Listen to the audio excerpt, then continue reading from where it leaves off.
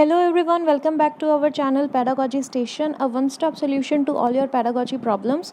So students, this is our 11th class और इसमें हम लोग कवर करेंगे कॉग्निटिव डेवलपमेंट को।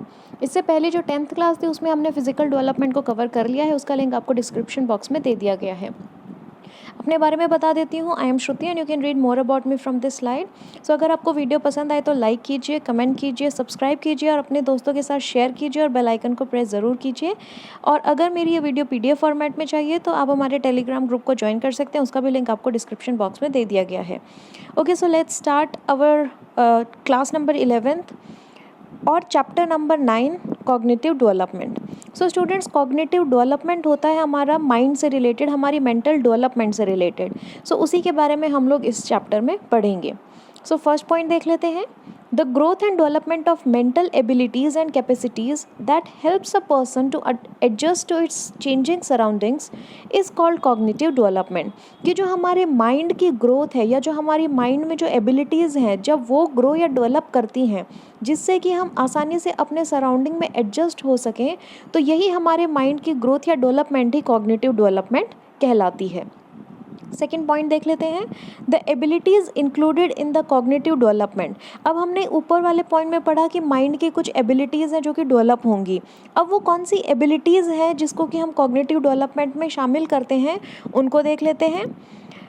The abilities included in the cognitive development are sensation यानी कि सेंस ऑर्गन से जो भी हम फील करते हैं या कोई भी चीज़ हम स्मेल करते हैं या हम आइज से देखते हैं, इस तरह की जो चीज़ें हैं इनको हम बोलते हैं सेंसेशंस। तो सेंसेशन डेवलप होता है। परसेप्शन होता है कि जब हम कोई चीज़ को सेंस कर लेते हैं उसके बाद हम उस चीज़ का कोई ना कोई आइडिया अपने माइंड में लगा लेते हैं कि ये चीज़ क्या है, तो वो हमारा एक तरह का परसेप्शन है उस चीज़ को लेकर के। इमेजिनेशन, जब हम कोई भी चीज़ सोचते हैं। मेमोरी, जो हमारी याददाश्त है। रीजनिंग, कि जब हम कोई भी काम करते हैं तो उसके पीछे क्या रीज़न है उसको जानना। अंडरस्टैंडिंग, कोई भी चीज़ को समझना। इंटेलिजेंस, यानी कि हमारा जो दिमाग है वो कितना फास्टली वर्क करता है या स्लोली वर्क करता है, तो वो हमारी इंटेलिजेंस होती है। इंटरप्रिटेशन, कि हम कोई भी चीज़ को जब हम देखते हैं तो उसको हम किस तरह से इंटरप्रेट करते हैं। कोई भी अगर हमारे सामने चीज़ आती है तो हम उसको किस तरह से समझने की कोशिश करते हैं, वो हमारा इंटरप्रिटेशन हो गया। लैंग्वेज एबिलिटी, जो हमारी भाषा डेवलप होती है। कॉन्सेप्चुअल एबिलिटी, कि कोई भी जो कॉन्सेप्ट्स हमारे दिमाग में फॉर्म होते हैं तो उनको समझना।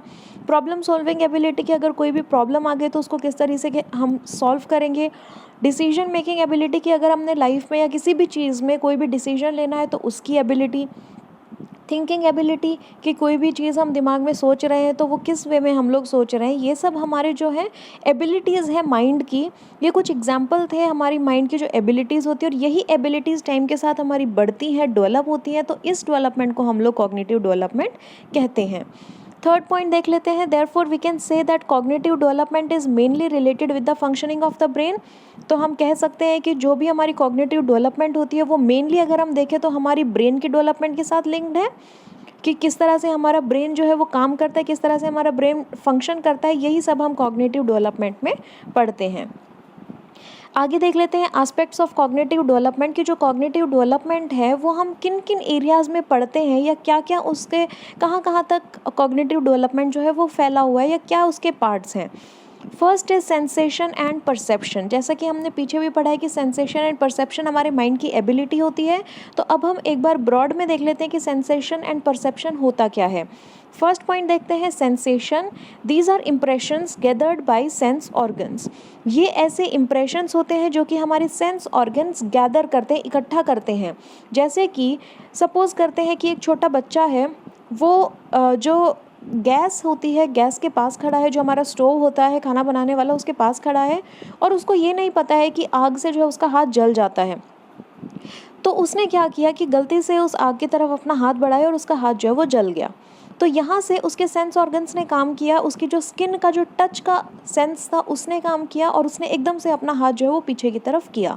तो ये उसका सेंसेशन काम किया, उसके सेंस ऑर्गन्स ने काम किया। तो इस तरह से जब हमारे सेंस ऑर्गन से हम कोई भी इंफॉर्मेशन को या कोई भी इंप्रेशन को इकट्ठा करते हैं तो वो हमारा सेंसेशन होता है। सेकेंड है परसेप्शन।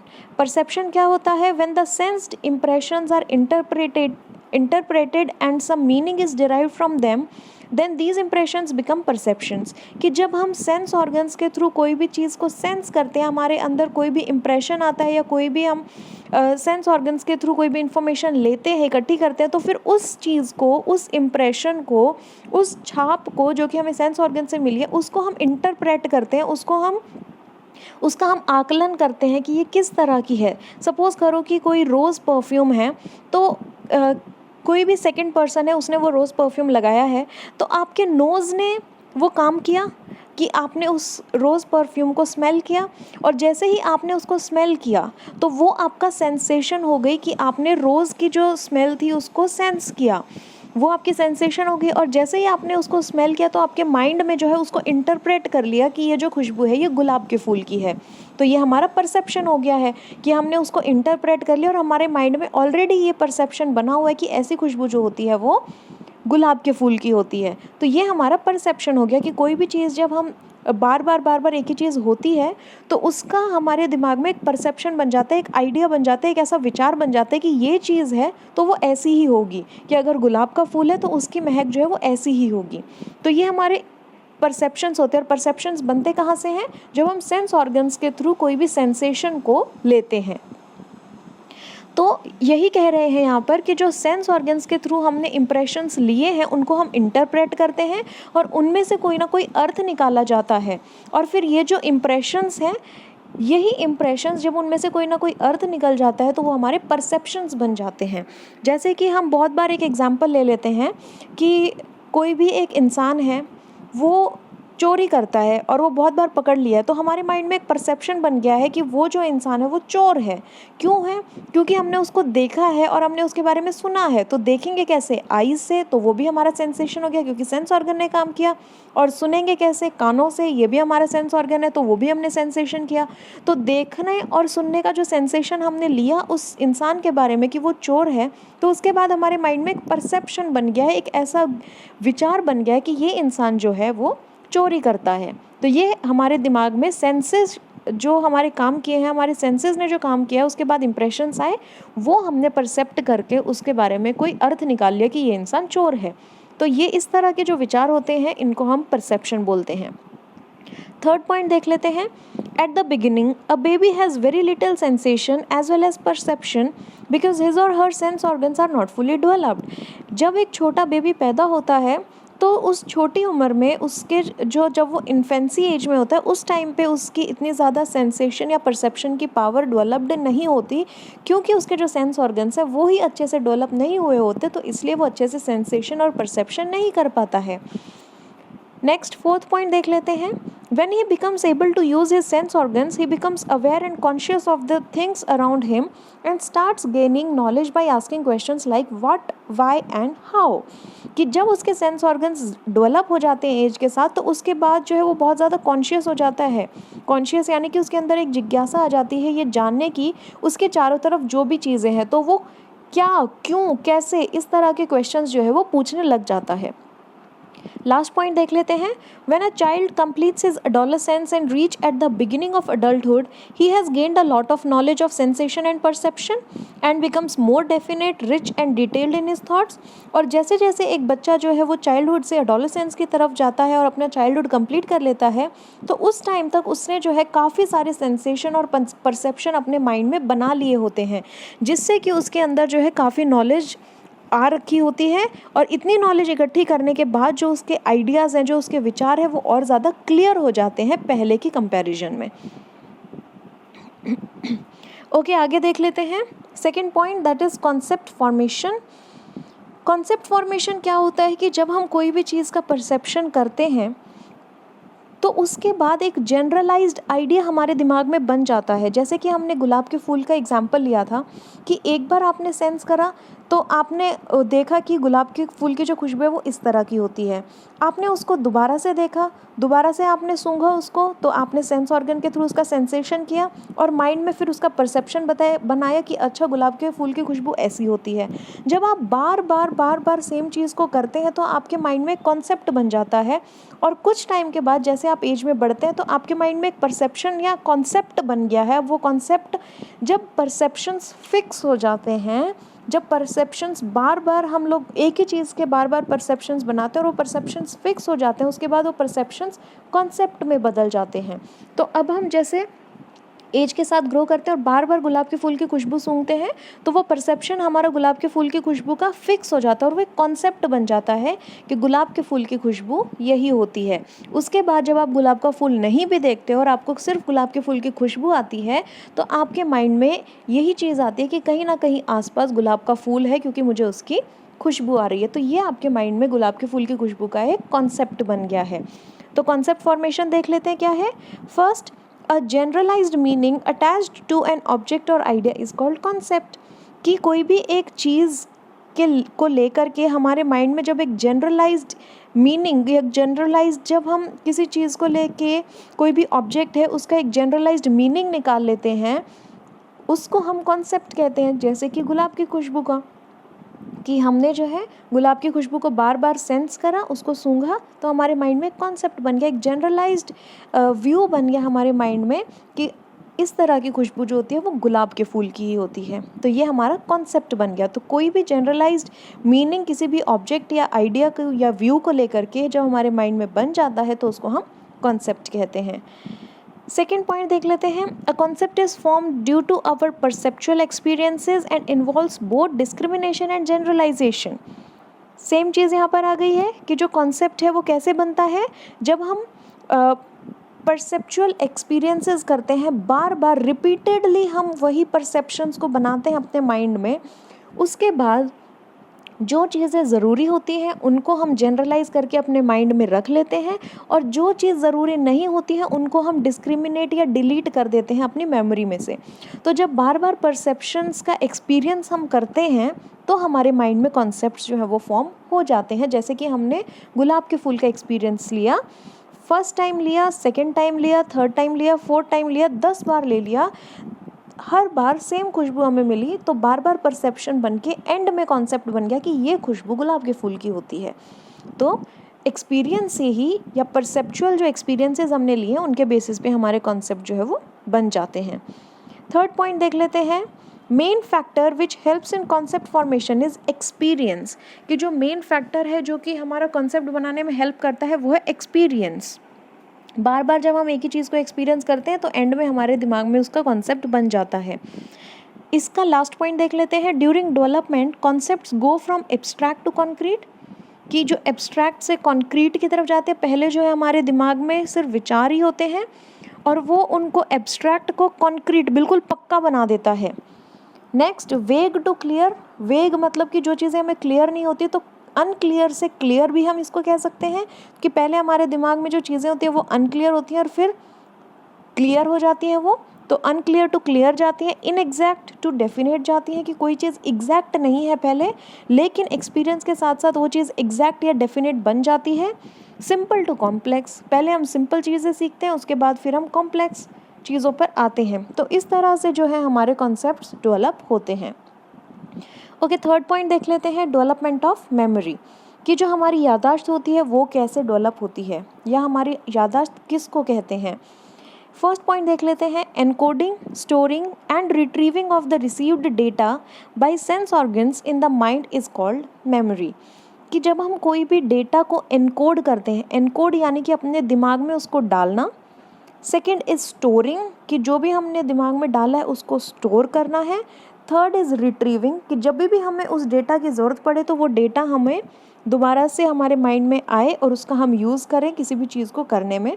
तो ये 3 प्रोसेसेस हैं जो कि मेमोरी में हमारे होते हैं। एनकोडिंग, डेटा को अंदर लेना, स्टोरिंग, उस डेटा को जो भी हमने लिया उसको स्टोर करना, और फिर रिट्रीविंग, जो भी हमने स्टोर करा उसको वापस से निकालना। ये 3 प्रोसेसेस है मेमोरी की। तो ये जब 3 प्रोसेसेस हमारे सेंस ऑर्गन्स के थ्रू हम लोग कोई भी इंफॉर्मेशन लेते हैं और ये 3 प्रोसेसेस उन पे करते हैं तो हमारे माइंड में जो है मेमोरी बन जाती है किसी भी चीज़ की। सेकेंड पॉइंट देख लेते हैं। At birth there is little memory. कि जब एक बेबी पैदा होता है उस टाइम पे बहुत कम मेमोरी होती है उसकी। थर्ड पॉइंट देख लेते हैं, the memory that the child possesses in his childhood is generally a rote memory. Students examination point of view से बहुत ज़्यादा इंपॉर्टेंट है, बहुत बार एग्जाम्स में पूछा गया है कि जो चाइल्डहुड में बच्चे की मेमोरी होती है वो किस टाइप की मेमोरी होती है। तो स्टूडेंट्स चाइल्डहुड में जो एक बच्चा है उसकी मेमोरी जो होती है वो रोट मेमोरी होती है, यानी कि वो रट्टा लगाता है हर एक चीज़ का, वो उस किसी चीज़ को समझता नहीं है बल्कि उस चीज़ का बार बार रट्टा लगाता है, जिसके कारण से उसके माइंड में मेमोरी बन जाती है। फोर्थ पॉइंट देख लेते हैं, in later childhood and adolescence the memory becomes more logical and process of remembering and forgetting starts. और जैसे ही बच्चा बड़ा होता है, लेटर चाइल्डहुड में या एडोलेसेंस की एज में जब आ जाता है, तो उसकी जो मेमोरी होती है वो और ज़्यादा लॉजिकल बन जाती है, यानी कि उसकी जो मेमोरी है उसमें लॉजिक्स आ जाते हैं, वो बहुत सोच विचार के कोई काम करता है, और जो प्रोसेस है रिमेंबरिंग और फॉरगेटिंग का, यानी कि जो चीज़ें इंपॉर्टेंट हैं उनको वो याद रखता है और जो चीज़ें ज़रूरी नहीं है उनको वो फॉरगेट कर देता है, भूल जाता है। ये प्रोसेस भी उसके एडोलेसेंस के टाइम पे स्टार्ट हो जाता है। ओके, आगे देखते हैं fourth point, development of language, कि जो हमारी लैंग्वेज है वो किस तरह से डेवलप होती है। फर्स्ट पॉइंट देख लेते हैं, at birth the baby can only make crying sounds. जब एक बच्चा पैदा होता है उस टाइम पे वो कोई भी किसी भी तरह की लैंग्वेज उसके पास नहीं होती, वो सिर्फ रोने की आवाज़ें ही निकालता है। उसको कुछ भी चाहिए होगा, अगर उसको दूध चाहिए तो वो तब भी रोएगा, उसको पानी चाहिए वो तब भी रोएगा, जो भी चीज़ उसको चाहिए होती है, अगर वो उसको किसी चीज़ से प्रॉब्लम हो रही है, उसको गर्मी लग रही है, वो तब भी रोएगा। तो वो कुछ भी चीज़ उसको चाहिए होती है तो वो हमेशा रोता ही है। तो एक बर्थ के टाइम पे एक जो बेबी है वो ज़्यादा कोई लैंग्वेज नहीं जानता, ज़्यादा का वो बिल्कुल भी नहीं जानता, वो सिर्फ रोने की आवाज़ें निकाल सकता है। Second, by the age of 1 he is able to speak a few words by babbling which are not clear. जब वो 1 साल की उम्र में आ जाते हैं तो वो खुद से ही बैबलिंग, यानी कि मामा माँ, पापा पा, दादा दा, काका का, इस टाइप की वॉइसेस निकालना शुरू कर देता है, जो कि हम उनको समझ नहीं पाते, लेकिन वो कोशिश करता है कुछ ना कुछ बोलने की। And we can't understand them, हम उन जो भी वो बच्चा बैबल कर रहा है उसको हम समझ नहीं सकते हैं। And after that his vocabulary increases rapidly, और 1 साल के बाद जैसे जैसे उसकी लैंग्वेज डेवलप होती है तो उसके साथ साथ उसकी वोकेबलरी जो है वो भी बहुत ज़्यादा डेवलप होनी शुरू हो जाती है, बहुत ही तेज़ स्पीड पे। थर्ड पॉइंट देख लेते हैं, mostly a child learns by imitation of others. ये हमने लास्ट क्लास में भी पढ़ा था कि जो एक बच्चा है वो दूसरों की इमिटेशन करके या दूसरों को कॉपी करके ही हर एक चीज़ को सीखता है।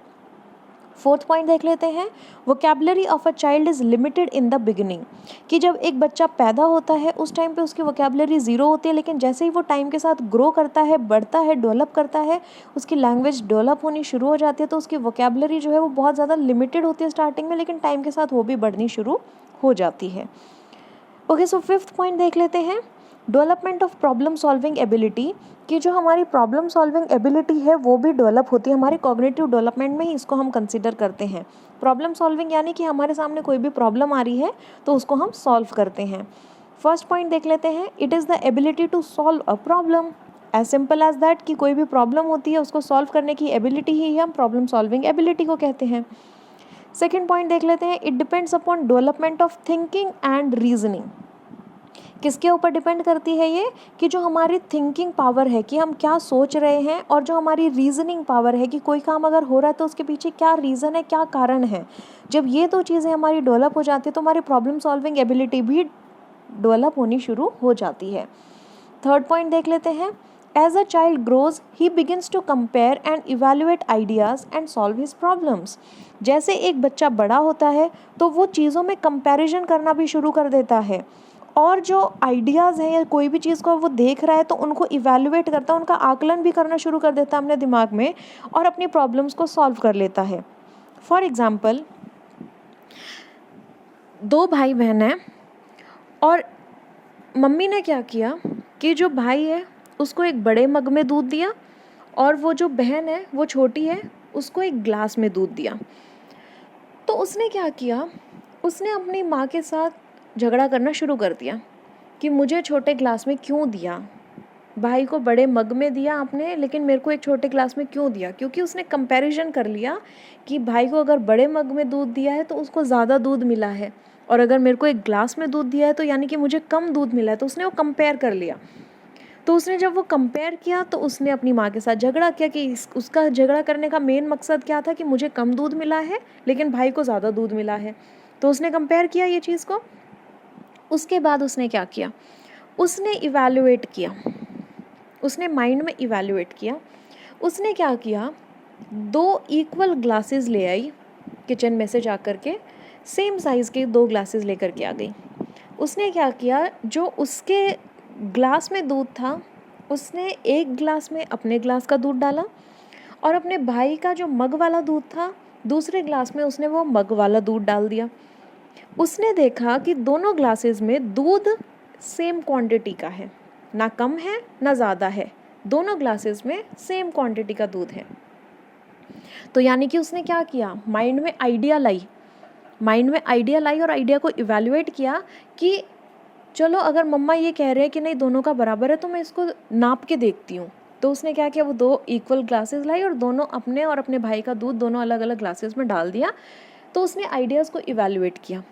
उसके बाद उसने क्या देखा कि दोनों ग्लासेस में सेम क्वांटिटी ऑफ दूध है, यानी कि अगर वो ग्लास में पी रही है और उसका भाई मग में पी रहा है, बेशक से उसका मग बड़ा है लेकिन दूध उसमें भी उतना ही है। तो उसकी प्रॉब्लम सॉल्व हो गई कि हम दोनों को कम ज़्यादा दूध नहीं दिया, दूध हमारे पास दोनों के पास बराबर है, बस बर्तन बड़ा छोटा है। तो एंड में उसकी प्रॉब्लम को सॉल्व कर लिया उसने और वो अपना दूध पी लिया। तो यही हमारी प्रॉब्लम सॉल्विंग एबिलिटी है कि अगर कोई प्रॉब्लम हमारे सामने आ रही है तो उसको हम किस तरीके से सॉल्व करते हैं, उसके बारे में हम कैसे विचार करते हैं, उसके पीछे का कारण जानने की कोशिश करते हैं, यही हमारी प्रॉब्लम सॉल्विंग एबिलिटी है। तो यही लास्ट पॉइंट में कहा है कि जैसे एक बच्चा बड़ा होता है तो वो चीज़ों को कंपेयर करना भी शुरू कर देता है, उसके बाद जो भी उसके माइंड में विचार आ रहे हैं उनको आकलन करना शुरू कर देता है और अपनी प्रॉब्लम को सॉल्व कर लेता है। यही हमारी प्रॉब्लम सॉल्विंग एबिलिटी में आता है। तो ये हमने 5 चीज़ें देखी हैं, ये बहुत बेसिक सी और एग्जामिनेशन पॉइंट ऑफ व्यू से बहुत ज़्यादा इंपॉर्टेंट है। इनके अलावा कहीं से भी कोई क्वेश्चन नहीं आता है। अगर कॉग्निटिव डेवलपमेंट के एस्पेक्ट्स की बात करते हैं या कॉग्निटिव डेवलपमेंट की बात करते हैं तो यही एग्जामिनेशन पॉइंट ऑफ व्यू से बहुत ज़्यादा इंपॉर्टेंट थे, जिनको कि हमने अभी कवर किया है। ओके, सो अभी हमने जो भी पढ़ा है उनके बेसिस पे हम कुछ क्वेश्चंस कर लेते हैं। क्वेश्चन नंबर 1 देखते हैं। The growth and development of mental abilities and capacities that helps a person to adjust to its changing surroundings is called, कि हमारे माइंड की या मेंटल एबिलिटीज़ की डेवलपमेंट जिसके कारण से हम अपने सराउंडिंग में एडजस्ट हो पाते हैं, उस डेवलपमेंट को हम क्या कहते हैं। First physical development, second cognitive development, third emotional development या fourth social development. So students, अभी हमने पढ़ा है कि जब हमारी मेंटल एबिलिटीज़ डेवलप होती है तो उसको हम कॉग्निटिव डेवलपमेंट कहते हैं। So the correct option is option number 2, that is cognitive development. Okay, question number 2 देख लेते हैं। Which of the following is not an ability included in cognitive development. आपको बतानी है कि इन चारों में से कौन सी वो एबिलिटी है जो कि हम कॉग्निटिव डेवलपमेंट में इंक्लूड नहीं करते हैं। First perception, second imagination, third memory या फोर्थ जंपिंग। सो स्टूडेंट्स, हमने देखा था कि परसेप्शन, इमेजिनेशन एंड मेमोरी तीनों एबिलिटीज़ होती है कॉग्निटिव डेवलपमेंट की, लेकिन जंपिंग जो है ये हमारी कॉग्निटिव डेवलपमेंट की एबिलिटी नहीं होती है। सो the correct option is option number 4, jumping. Question number 3 देख लेते हैं। Impressions gathered by sense organs is called, कि जो इम्प्रेशंस हम सेंस ऑर्गन से इकट्ठा करते हैं उनको हम क्या कहते हैं। First sensation, second impressions, third dimensions या फोर्थ मार्क्स। सो स्टूडेंट्स, अभी हमने पढ़ा था कि जो भी हम सेंस ऑर्गन से इम्प्रेशंस को इकट्ठा करते हैं उसको हम सेंसेशन कहते हैं। So the correct option is option number 1, sensation. Okay, question number 4 देख लेते हैं। A generalized meaning attached to an object or idea is called, कि कोई भी एक generalized meaning किसी भी object या किसी भी चीज़ को लेकर के जब हम बनाते हैं तो उसको हम क्या कहते हैं। First concept, second experience, third content या फोर्थ मैटर। सो स्टूडेंट्स, अभी जस्ट हमने देखा था कि कोई भी जनरलाइज्ड मीनिंग हम किसी भी चीज़ को लेकर के बनाते हैं तो उसको हम कॉन्सेप्ट कहते हैं। So the correct option is option number 1, concept. Okay, question number 5 देख लेते हैं। Encoding, storing and retrieving of the received data by sense organs in the mind is called dash. Students, ये बहुत ज़्यादा important examination point of view से और काफ़ी बार exams में पूछा भी गया ये क्वेश्चन, कि जो हम एनकोडिंग, स्टोरिंग और रिट्रीविंग जो करते हैं किसी भी डेटा की अपने सेंस ऑर्गन्स के द्वारा, तो उसको हम क्या कहते हैं। First remembering, second recalling, third memory या फोर्थ स्टोरेज। सो स्टूडेंट्स, इसको हम कहते हैं memory. So the correct option is option number 3rd, that is memory. Okay, question number 6 and last question देख लेते हैं इस वीडियो का. Mostly a child learns by dash of others. Students, ये क्वेश्चन बहुत ज़्यादा इम्पॉर्टेंट है और बहुत सारे एग्जाम्स में इस क्वेश्चन को पूछा भी गया है कि जो बच्चे हैं वो ज़्यादातर कैसे सीखते हैं. First imitation, second scolding, third irritating या फोर्थ कॉलिंग. सो स्टूडेंट्स, अभी हमने पढ़ा था कि जो बच्चे हैं वो दूसरों को इमिटेट करके, इमिटेट करना यानी कि किसी को कॉपी करना, तो किसी को कॉपी करके ही सीखते हैं. So the correct option is option number 1, that is imitation. Okay, so आज की ये वीडियो यहीं ख़त्म होती है और हम ख़त्म करते हैं अपने कॉग्निटिव डेवलपमेंट को भी. सो अगर आपको ये वीडियो पसंद आई है तो लाइक कीजिए. आपका कोई भी डाउट या सजेशन है तो कमेंट सेक्शन में ड्रॉप कीजिए. चैनल को सब्सक्राइब कीजिए और बेल आइकन को प्रेस कीजिए. साथ ही अगर आपको इस वीडियो का कंटेंट PDF फॉर्मेट में चाहिए तो आप हमारे टेलीग्राम ग्रुप को ज्वाइन कीजिए. उसका भी लिंक आपको डिस्क्रिप्शन बॉक्स में दे दिया गया है. So thank you so much students.